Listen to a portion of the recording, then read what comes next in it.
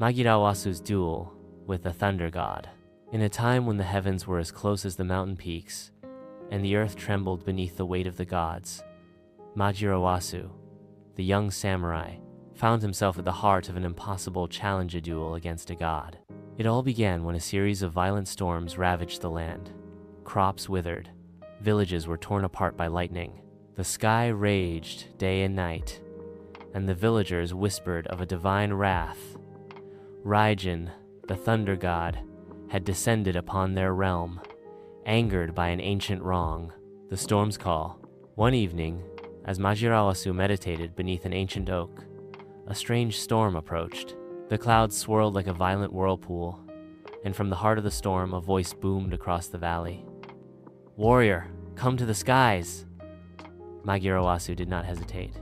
He stood, his katana flashing in the dim light as the wind howled. With swift steps, he ascended the mountain toward the source of the storm, his heart filled with both determination and reverence. At the summit, he found Raijin, a towering figure clad in storm clouds, his eyes burning like lightning itself. The thunder god's laughter echoed through the heavens. "So, a mortal dares challenge me? Do you seek death, young one?" Magirawasu drew his sword, its blade shimmering with the light of distant stars. "I seek peace, but I will not allow your wrath to destroy the innocent." The duel begins. Raijin laughed again, a sound like thunder cracking through the sky.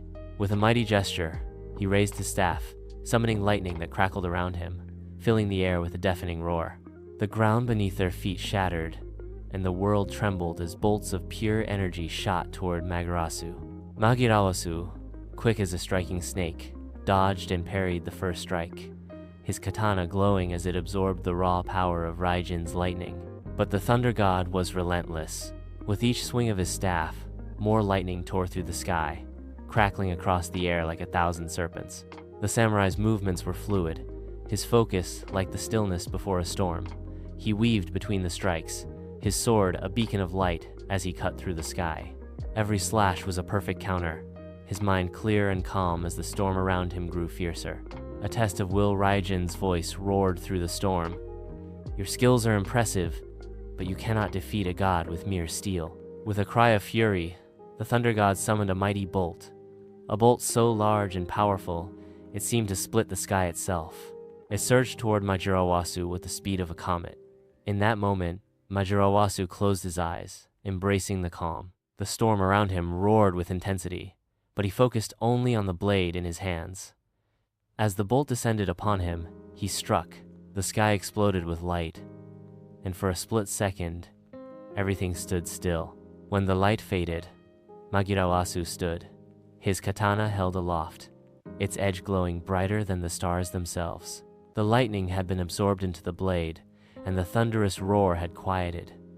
Raijin stepped back, his divine form wavering. For the first time, he saw something he had not anticipated in a mortal: unshakable will. The god's surrender. Raijin's form began to fade as his power diminished.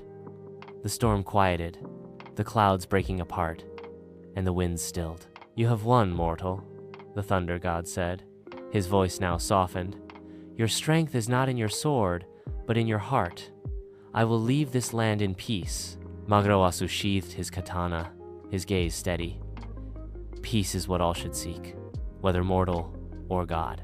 With a final flash of light, Raijin disappeared into the heavens, leaving the land bathed in silence and the soft glow of the setting sun. Epilogue. The villages, once ravaged by storm and destruction, began to heal. Crops were replanted, the skies cleared, and Magirawasu, though hailed as a hero, silently returned to the quiet paths he knew best, where his blade could protect, but never destroy. And though the storm clouds never fully vanished, the thunder god's rage was no more. The world had learned that even gods could be challenged not with brute strength, but with the calm of a warrior's heart.